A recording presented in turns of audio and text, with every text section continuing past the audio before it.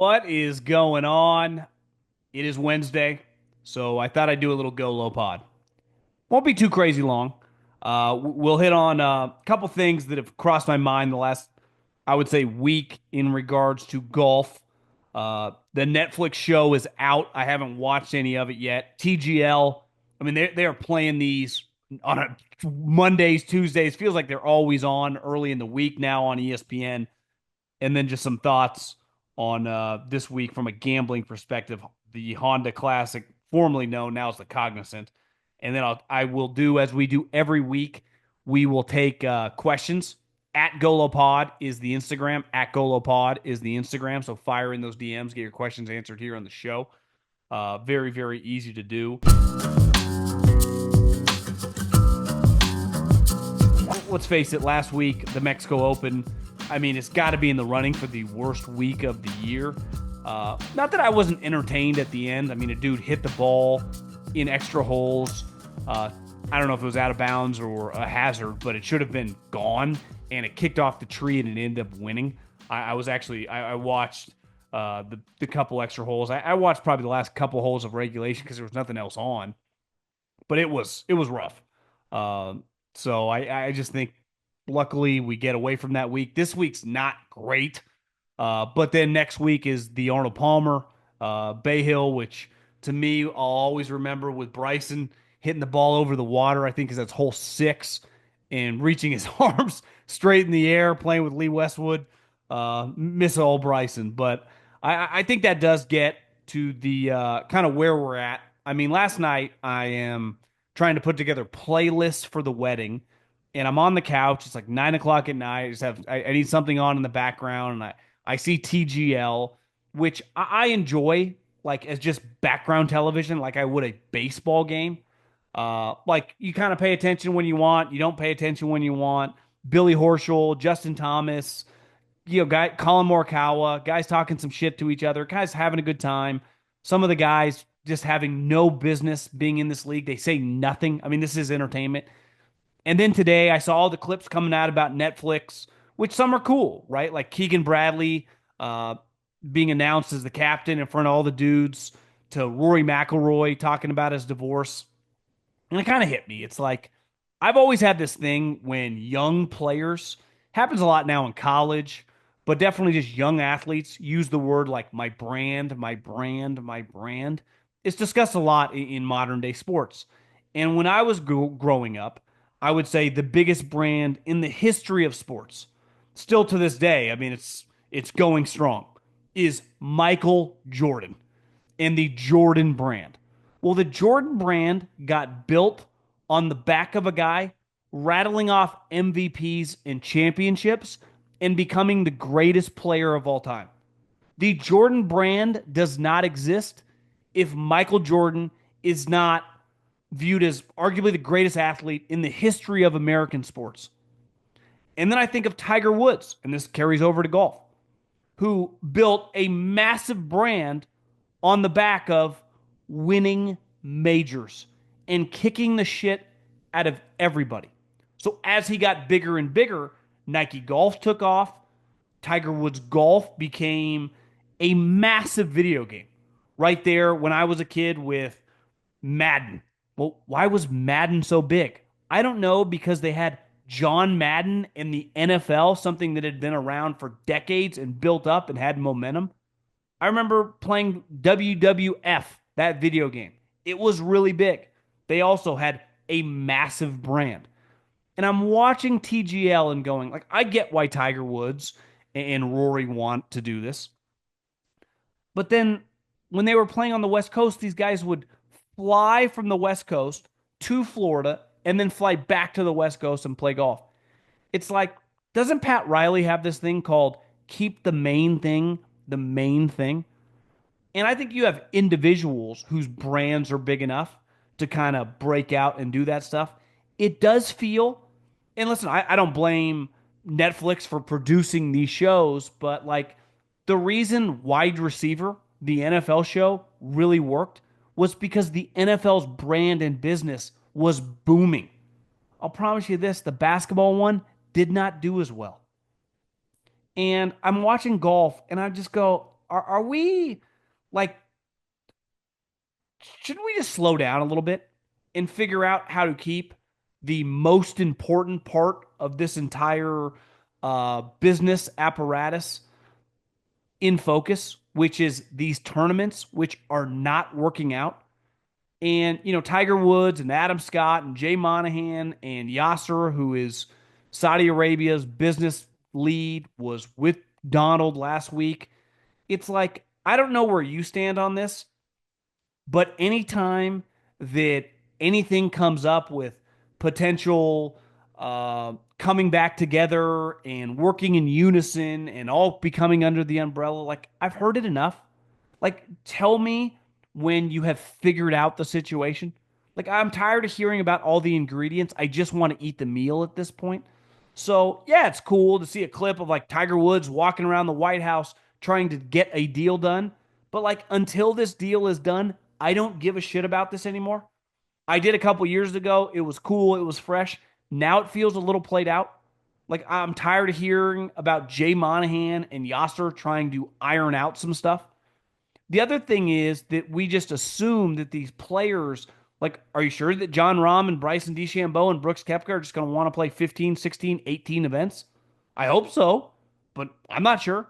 I mean, John Rahm just made several $100 million. Bryson DeChambeau, a huge part of his brand now is YouTube. It changed the perception of him as a human being. Well, the tour doesn't allow that stuff because they have these enormous contracts, which are great for the tour, bad for the networks because these ratings are low. And I think they're just in this weird spot. And all of a sudden, I'm looking up. We got Netflix shows about the PGA Tour. We got TGF of them hitting into a net. It's like, guys, can we just figure out the tournaments first? Can we just get that right? The reason football is so big is because of the fucking games. Then off that, you can build, right? Like the Kelsey podcast became a phenomenon because Travis Kelsey was on the best team in the NFL. Oh, and is one of the all-time great tight ends in the history of the NFL and was catching touchdowns every Sunday. Jason Kelsey, one of the all-time great centers for, I don't know, one of the best teams in the NFL. It's like you're running out some of these players, like the casual person doesn't know who these guys are. In TGL, like in theory, I should be one of the diehards. Like I love golf. I watch all these tournaments and I'm watching like at this point in time, it doesn't really do that much for me. I would imagine if you were there in the arena, it'd probably be kind of cool. But I'm like, this is all going on. Like we're playing the Mexico Open with Liv playing in front of 12,000 people. This feels broken. This doesn't feel right. This feels like we don't know what we're doing. And obviously that is the case, which where we're at with the splitting of all the talent in a sport where the talent pool isn't that big of people that matter. The NFL couldn't handle if let's say top 10 quarterbacks.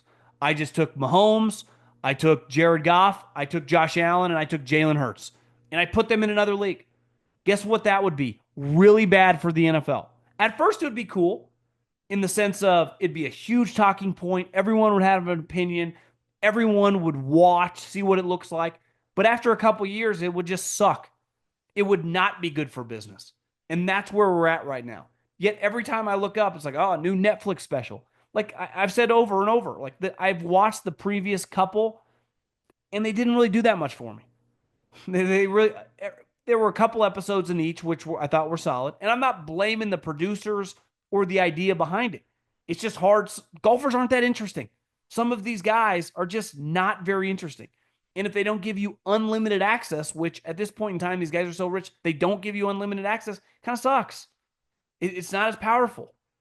And like it does feel a little bit like they get to control the message.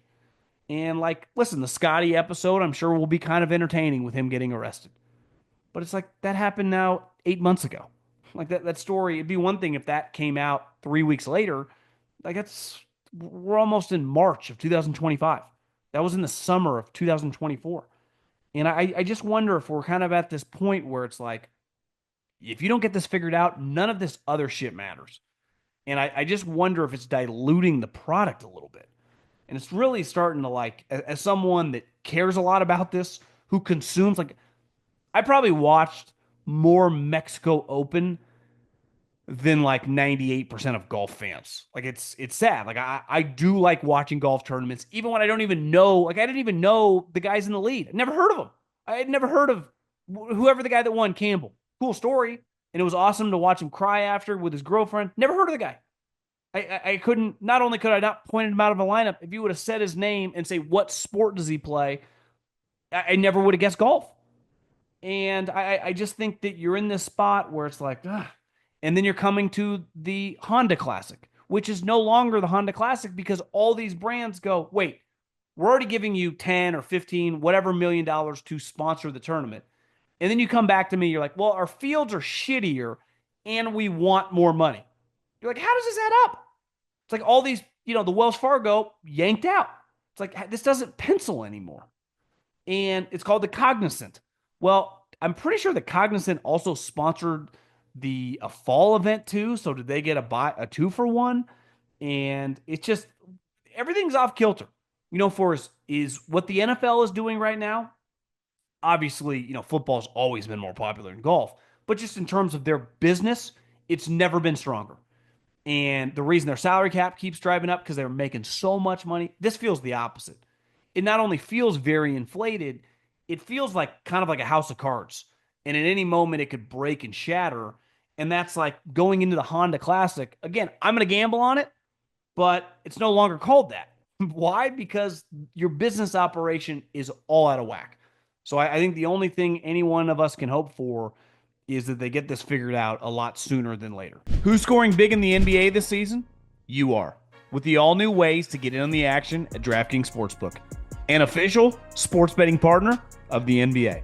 From dunks to assists to rebounds, get behind your favorite player and the prop bets you can make on DraftKings, the home of NBA player props. Ready to place your first bet? Try betting on something simple, like picking how many points your favorite player will have. Go to DraftKings Sportsbook and make your first pick. First time? Here's something special just for you. New DraftKings customers bet $5 to get $150 in bonus bets instantly. Take it to the rack with DraftKings Sportsbook. Every point counts. Download the DraftKings Sportsbook app and use the code JOHN, that's code JOHN, for new customers to get $150 in bonus bets when you bet just $5. Only on DraftKings. The crown is yours. Now, this tournament, which I've watched over the years and gambled on, this Florida swing is like next week can play really, really hard. I mean, they can grow out the rough. The wind can start pumping, and it can be very, very difficult to play at Bay Hill. And, talking to some guys that used to play on the tour, a lot of them don't really love Bay Hill. Tiger had so much reverence for Arnold Palmer. And I had someone tell me this, a former tour player, former winner on the PGA Tour, that he thought as these guys die off, that some of these courses that they play, like what was it? Was the Bob, not the Bob Hope, but another famous golfer like Arnold, that as they go away and they are no longer there, players feel less and less obligated to play these tournaments. And I think that will be the case, whenever Jack, who's in his mid 80s, passes away in Memorial, which I would say Memorial is a better course than Bay Hill. But it's like, if it doesn't fit your schedule and it's not an elevated event and Jack is no longer there to greet you on 18th, like, fuck it. I don't care.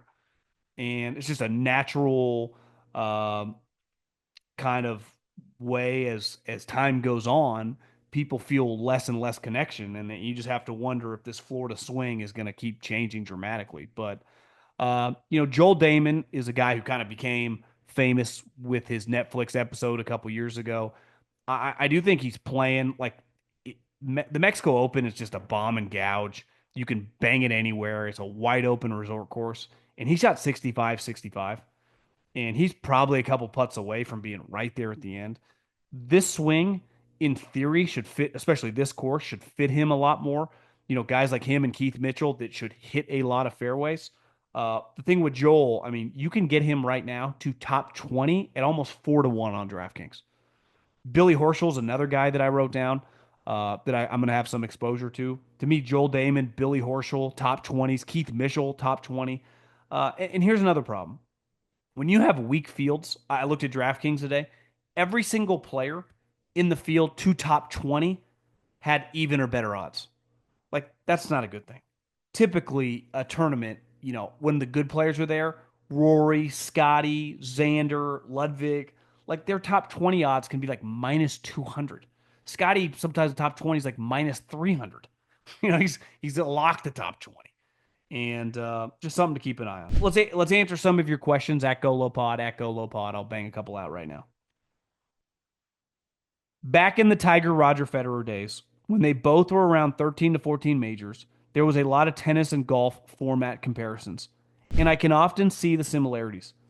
As a tennis player, as an avid tennis player, who also golfs, my question is regarding the PGA finding a similar standard schedule whereby tennis has four majors, but they also have nine Masters tournaments, which are worth second most points, and all top players are mandatory to attend. All the tournament levels below that are optional to the player. I've always found it so hard to watch golf tournaments as the tournament name is the sponsor. I can't make heads or tails which are the big tournaments and which are the random events. I think you hit the nail on the head. The sport has to find a way. Say whatever you want about Live. One thing they do well, if you're one of the 12,000 people that are watching one of these events, you know who's going to be there. All the fucking players that are signed to Live, they're all going to play unless they're injured. So when you look, you're like, well, what did Rom shoot? What did Kepka shoot? What did Cam Smith shoot? What did Phil shoot? Right? What did Anthony Kim shoot? Who I think I saw a headline today. He got blood clots, so hopefully he's going to be okay. But that is not the case with the PGA Tour. You're like, who's playing this week? Who's the betting favorite? Shane Lowry? Forever, it's like you never knew. You had a pretty good idea where Tiger played and where Tiger didn't, but he skipped a lot of tournaments. So it was always a really big deal when Tiger and Phil were in the same place. Where it's like when the Bills play the Chiefs, I'm getting Josh Allen and Mahomes. So whatever they're figuring out with Yasser, with Jay Monahan, with Donald and Tiger, I hope they realize like listen, I get you can't play 10 weeks in a row in golf. That's not the way it works. This isn't like some of these other sports. But how about everyone take the week off, right? And then come back the next week and you can have the lower level players, but at least acknowledge it. Like this is a way shittier tournament, which they're kind of doing now. The difference is they come back like this week. Like some guys that are good play and some guys don't. They'll all be there next week though. And I just think that, yeah, I hear you. I wouldn't mind the tennis model at all. Four majors and then maybe 10 real tournaments that everyone who matters plays in. Thanks for the most recent pod. Obviously, as an NFL guy, you were tied up until the Super Bowl, but I've been craving some go low. Thought this was perhaps your best pod. Excellent insight on the business side as always, and player focus was on point. An observation on Ludwig. It's not that easy. His recent dominance is a great sign of things to come, but the control he has is not always going to be there, as every golfer knows. Will be interesting to see if his performances this year and beyond, no doubt. Lastly, when you say you're going to hit balls, maybe include spending an hour on your short game. Most people do. More people do that. They'll score better. Play more. Just some advice. I actually played last Friday for the first time in months and shot 83, but I actually was hitting the ball like I would shoot 75. My putting is the worst I've ever putted in my entire life since I was probably like 8 years old. I mean, my putting, and this was a new Scotty Cameron that Maria got me for my 40th birthday. So it felt a little different than you get in your own head. But I need to go to the putting green and just putt. I have a putting green in my backyard. It's been here since we bought the house, and honestly, it's probably 15, 20 years old. I went out to hit a couple putts the other day. It's in such bad shape, you like can't even figure it out. I was looking to get a new putting green from my guys at Celebrity Greens. I had them come out, which I think I'm inevitably going to do, but it is not cheap. I mean, we're talking a number that's five figures that starts with a three for a putting green. I actually was going to turf the side of my house too, but turf, man. I see these owners like, do we really need to spend that much on turf? Golf question though. Just finished watching the Mexico Open where the rookie hit the 7-iron into the bunker, which ultimately cost him the tournament. We got to hear his caddy and him talk about it right before the shot, and I thought they were going to hit the 6-iron. I know it's a common thing, but why do golfers always end up not taking enough club, especially when hazards are known to add a stroke or two? A cut six would have landed on the chipping green. You know what's funny is I was texting with my buddy Chris on the on that final on when they were playing the final hole and the guy got kicked out of the tree. I think the mistake he made, and this is not Augusta or the U.S. Open, so you can attack pins. Your playing partner had just hit it in the shit. His ball went 220 yards. He took a 3-wood and then hit it up to like 80 yards or whatever. You are 330 yards down the right side of the fairway. Just hit the middle of the green. You hit the middle of the green, you birdie. You are essentially forcing him to get up and down with his wedge. Now, he ended up doing it, but you can't lose that way. You're not going to three putt. These greens are, flat as a driveway. But he tried to hit this ball. And listen, I do it a lot too. I always think I hit the ball farther than I should. I'm actually really working on when I'm 172 yards, like don't try to swing out of your what to hit an 8-iron. Choke down, hit a 7-iron, just hit a full 7-iron. So what? You're 10 yards farther. I'm really, that's a 2025 focus of mine. But I'm with you. Then he comes up a yard or two short and he's in the bunker. And it's like, well, why not just hit it to the middle of the green and not even take on the bunker? And then I realized the guy's 20 years old. So it's like, hard to even blame him. Can I tell you about my friends at Mando? They've taken care of me for a long time now. And listen, it's Arizona. It gets really hot and I get very sweaty. And that's where my friends at Mando, they come in with the deodorant wipes. How about the deodorant spray? And just the whole body deodorant that you just put a little bit on. You can put it under your pitch. You can put it on your arms. You can put it on your balls. And I cannot recommend it enough. It's clinically proven to block odor all day. No one wants to smell. Created by a doctor, all products, baking soda free. So clinically proven to control odor better than a shower with soap. How do you beat that? 12 hours after a shower, you're still smelling good. I cannot recommend these guys enough. Mando Starter Pack is perfect for new customers. It comes with a solid stick of deodorant, cream tube deodorant, 2 free products of your choice, like mini body wash and deodorant wipes. Love those wipes. And free shipping. As a special offer for our listeners, new customers get $5 off starter pack with our exclusive code. That equates to over 40% off starter pack using the code GOLOW, GOLOW, at shopmando.com. That's SHOPMANDO.com. Please support our show and tell them we sent you. Smell fresher, stay drier, and boost your confidence from head to toe with Mando. With the emergence of night golf, do you ever see the PGA hosting one night tournament every year and giving it a party vibe similar to the Waste Management? I think the event being at night would get more TV viewers and also be something fun, unique to have on at the bar or at a buddy's place with a few drinks. Freshen the game up a bit. Have you ever night golfed? I have not. There is this place here in Arizona called Grass Clippings. It's essentially a par 3 that's made for under the lights. He actually was like the number 2 or 3 superintendent at TBC Scottsdale, where Waste Management is. He got hired at Grass Clippings, and they've built a pretty good business. I think it's like 45 minutes away from where I'm sitting right now, but I've wanted to get out there and try. I think the one problem is to have a real tournament with real money, playing at night on a real course. Grass Clippings is you're off. I think you're on mats and you're basically just, putting. The ball, the difference of, the night, the dew at night, depending on where you play, does change how you play golf. And these players bitch and moan about everything. But just from a business standpoint, 100%. Why not? Now, the problem is, you're talking 4 or 5 hour rounds. So if you're starting at night, especially in the summer, are you playing somewhere where it gets dark at 8 o'clock? Or do you start when it's light out? I don't know exactly how you would do that. Because if it was dark the whole time in the middle of June or July, are you teeing off at like 8:30 at night and you're not finishing till like 1:30?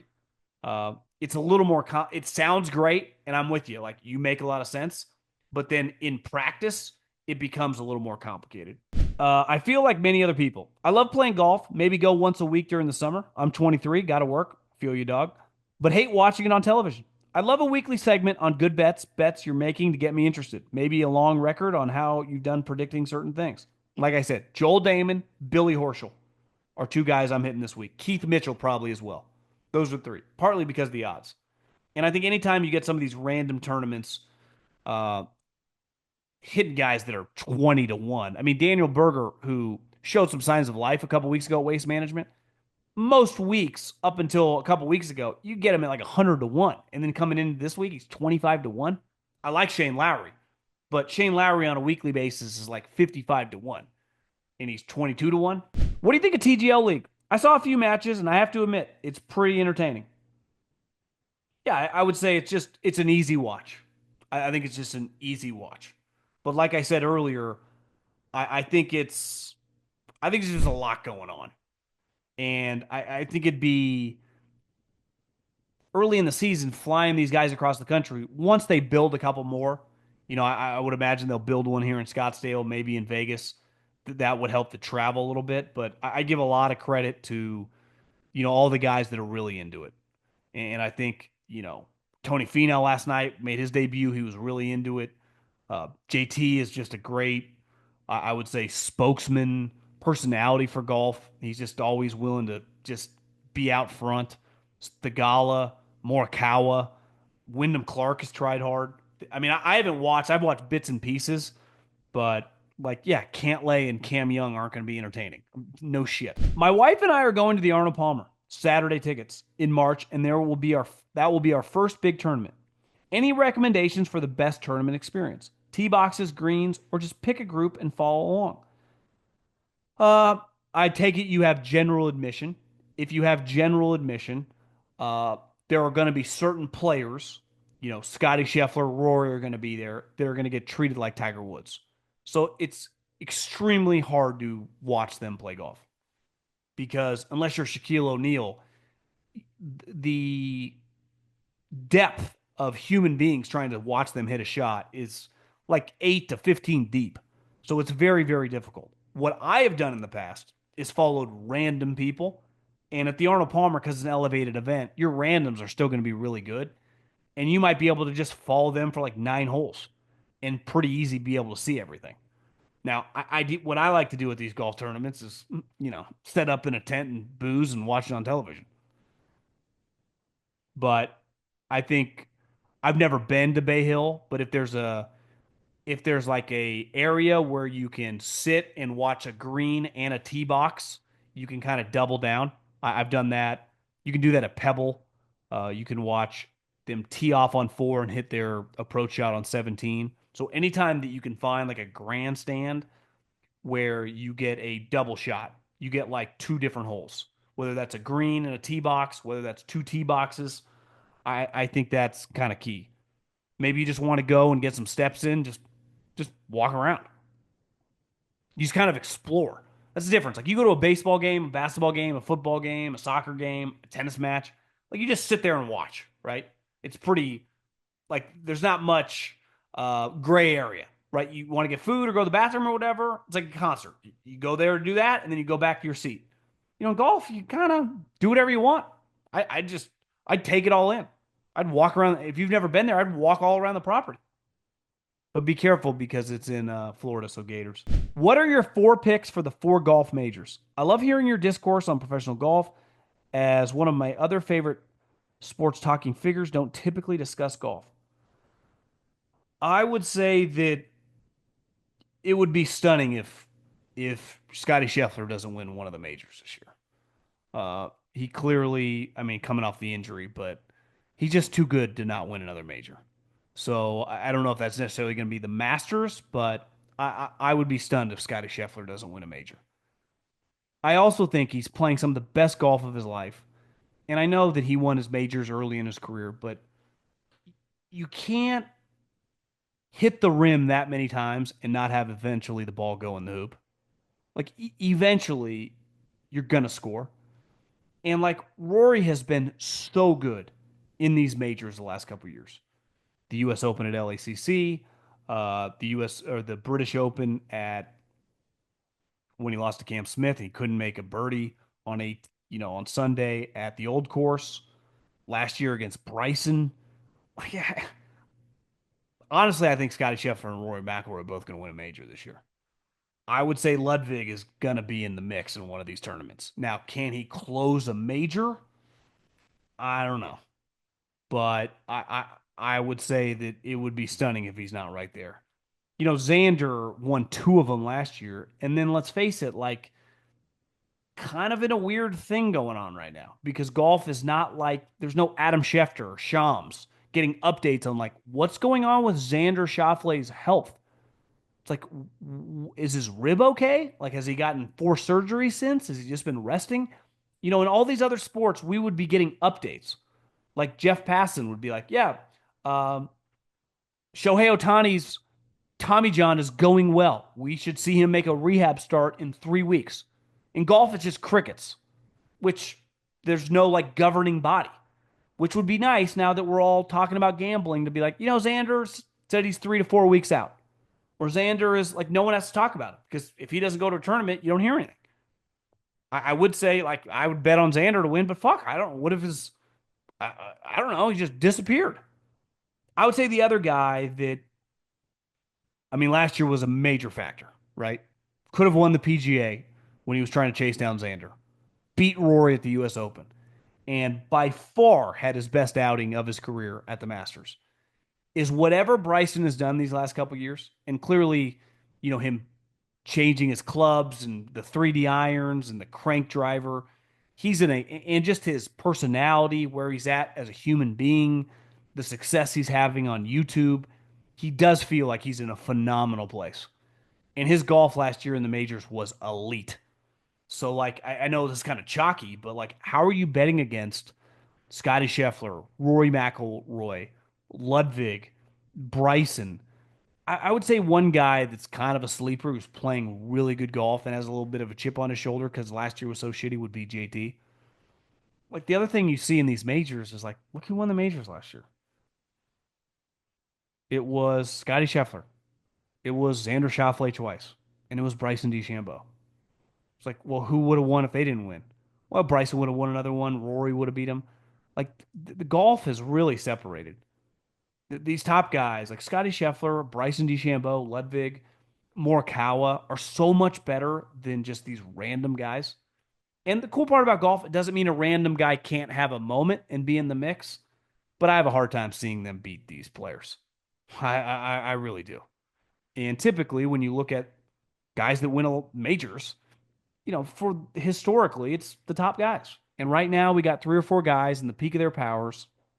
If John Rahm could ever get his shit together, uh, I just have a hard time betting against the elite guys. So if you told me that like this year is like last year, where it's just like the equivalent of Xander twice, Bryson, Scotty, it's like Rory, JT, and Scotty twice, or Bryson if Xander came back, Ludwig, like I'd be stunned if that group doesn't win several majors this year. Not exactly sure how it's going to play out, but who are your guesses for the Ryder Cup team, both Europe and USA, as we sit here today? Would you bet on Europe to win? It feels like they have a much deeper and talented team.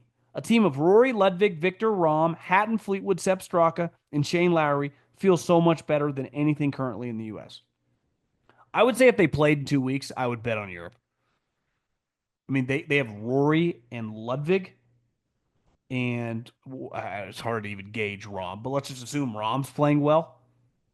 Like their top three, I mean, with Xander being out, is better than our top three. It's like they got three Scotties. So I'd be a little nervous. Now, the one thing that's going to be a huge advantage for us is it's going to be bananas. I mean, New York City, the heat, the booze. Um, I bet there's an altercation. Hopefully not. Not rooting for an altercation, but it would not shock me if there's one at all. So I think it's hard to. I mean, so much changes. I mean, last year at this time, like Max Homa was one of the best American players, and then he almost won the Masters, and then he just became bad at golf.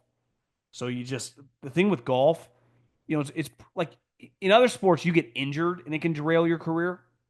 or derail your season.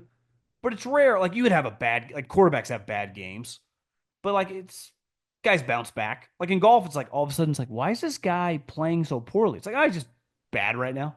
I've lost it. I don't know what to do. Hell, it happens to you when you're playing. Like me putting last week. I'm like I feel like I don't know what I'm doing putting. I'm never putting in a putter to play a round of golf in which I have not played around in a long time and not practice putting. That was a bad idea. Thanks for keeping up with the content before your wedding. It's kept me sane. I wanted to ask you if you have anything you're personally going to do on your wedding day. Mentors you'll seek advice from. Do a certain activity. Listen to anything in particular. I know the day will be a blur and should be, but I make sure to take time and appreciate it. Thanks. I, I'm going to meditate. And no, on my wedding day, probably get up, have a little breakfast, get a sweat in, and then I don't know, lounge around. I mean, that's not nothing. I no plans. We were gonna play golf next Thursday in Nashville, but it was the high of 45 degrees. And I have a personal rule. I don't really play golf if it's under like 55 degrees. Now, if I'm on the road, might make exceptions, especially a great course. 40, the high of 45, like that's too cold. Golf, baseball made for warm weather. So not doing that anymore. Sucks because this week's pretty good weather in Nashville, but next week's supposed to be cold. But I would say on my wedding day, um, I may hang out with my mom, brother. I haven't even, when you're in the midst of like wedding planning, and I've had to kind of jump in and participate. I would say the last week, you don't. You're just kind of living in the moment. It's hard for me even to think about. I mean, we haven't even discussed the vows and how that's going to work. We'll have to do that here in the next couple days, or the next week. I mean, we just went this morning to get the marriage license. Sounds like football coach cliche. You're just kind of living day to day. But I don't. I'm a pretty routine oriented guy. Um, I like going to the gym every day to get a sweat. Makes me feel a little bit better. Get a little food. One thing I probably will do is order a what's it called, a IV to my hotel room to get an IV on Saturday. But well, I've heard a lot of people talk. A lot of people I have a lot of admiration for, and they're just people that I follow that discuss that they meditate. Uh, Maybe I'm gonna start. I thought about actually doing that this morning. I woke up at like I couldn't go fall back to sleep at like 5:45. And the first thing you typically do is like grab your phone, which is like why am I scrolling Instagram at 5:45 in the morning? Why not just get up and go outside? It's kind of cold. Just go in the other room and just be in your thoughts for 10 minutes, 20 minutes. I'm really jealous of people that are able to do that. Uh, Mentor advice. Like I think I got a pretty good handle on talking to people over the course of my life. And you got to be a better person and try to do things that are less about you and selfless and things like that, and check your ego at the door. Some in fights, but I tell people all the time, like we've been living together now for 2 years. We bought this house together a year and a half ago. This is not, we're not in an old school relationship here, right? This has been, I've essentially been married for a long time. It's just not quote unquote official. There hasn't been a wedding, but like our families have known each other for years now. Uh, it's just and maybe that's the norm. And I would imagine most of my friends were kind of that way. A lot of people in my life, but also some people were not that way. But it's in a weird way, it doesn't feel like. I mean, it's a big day for my family, specifically my mom, but it doesn't feel like a lot is going to change the next day. Besides, I'm going to have a ring on my finger that is weird. Like, I'm not a huge jewelry guy to begin with. I know it's all the fashion of guys like wearing chains. Like, I can't really pull that off. Not that I even want to, but yeah, I've never been a ring guy. Um, I was watching golf the other day. I was watching Adam Scott play with Grant Horvat. I was like, is he wearing his wedding ring? Is he even married? Do guys wear their wedding ring when they play golf? Do you wear your wedding ring when you work out? Like, do I wear it if I go in the steam room in the sauna? Do you wear it in the shower? I don't know. These are things I have to like. That's those are things that I'm more interested in than like uh, advice on life. Part of it is I'm 40. I'm not 27. I'm not 32. I've I'm a weathered 42. Like I've seen a lot of shit. Not saying I have all the answers by any means. Um, Not at all. But I think I would be much more inclined to do stuff like that if I was younger. And I'm not opposed. It's not like I'm anti-advice or whatever. But um, yeah, just try to, I don't know, entertain, put on a good performance, and enjoy the night.